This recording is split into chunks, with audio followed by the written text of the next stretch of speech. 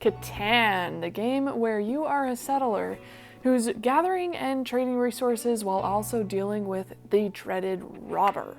Of course, your ultimate goal is to become the ultimate settler of Catan.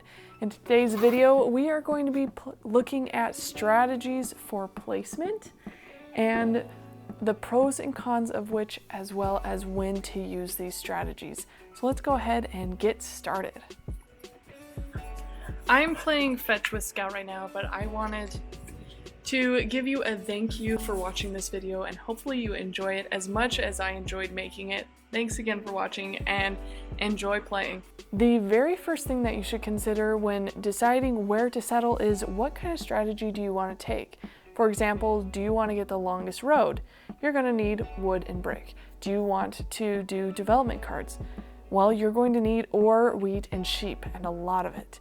What about cities and settlements? Well, cities and settlements require all of the resources, but specifically ore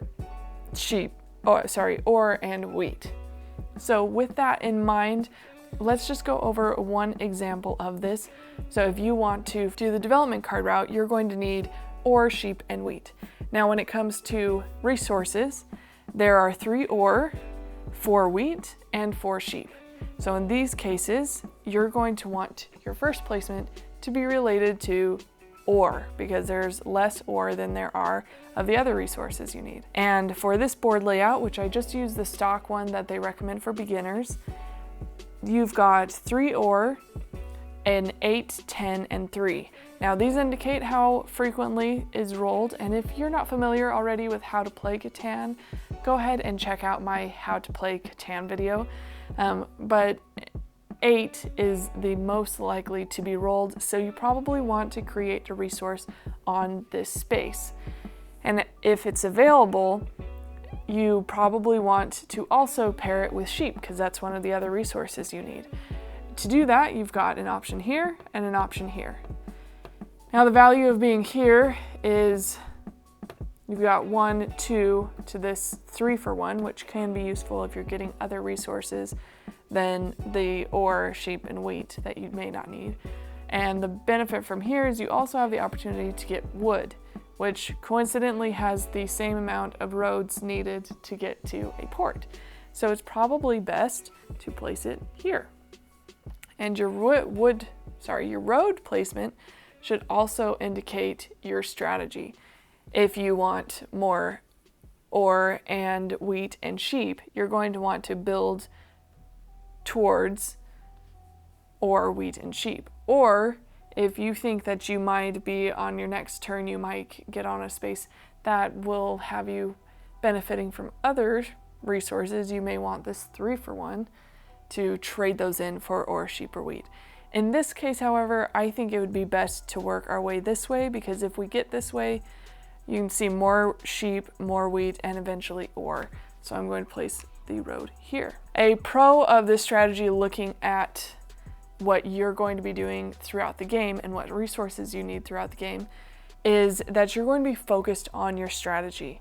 If you do a different placement and you go, oh crap, actually I want to do development cards, and you have to build your way to development cards, places where you can get resources for development cards, it's going to be a much more difficult game for you, and it's going to take a lot longer for you to reach your goals.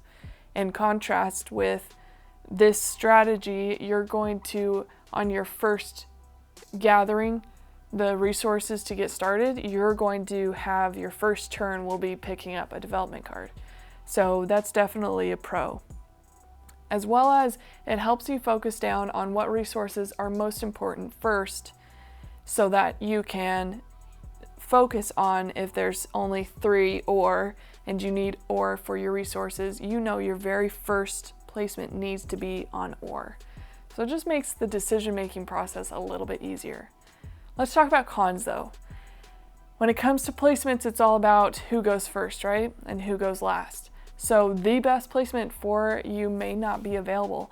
And maybe I want to go here, the first placement, but by the time it's my turn, all of the other good placements are taken up. And so you have to figure out a different way of utilizing what you need and what you have to get it. So there's definitely like, it's not a XYZ equals XYZ because your opponents may have a similar strategy to you. Now, when should you use this strategy? A lot of times people are looking for placement strategies. They're just thinking about their first turn and gathering the resources for those turns. But in addition to your first turn, there's placement strategy down the road throughout the game. So if you have enough resources where you can get a settlement and place it along your path, which placement is best for you? Now you could go, oh, well, at this point in the game, I need more wheat. And so you place it on wheat. But by that point in the game, you've also noticed a trend that for some reason, everyone keeps on rolling a 3. So it'd actually be better to, if you have that opportunity to place it on the 3. So keep that in mind, that this placement strategy isn't just for your first placement, though it is heavily that, and that makes a big difference for the rest of your game. It's also your placement strategy throughout the game. And if you take these strategies, you'll have a lot easier time at winning Catan. I hope you liked this video, and if you did, please like and subscribe, and check out my other videos. I've got strategy videos for Catan, how to play, how to set it up, as well as strategy videos and how to plays for other games that you'll probably love just as much as I do. Thanks again for watching, and enjoy your gaming.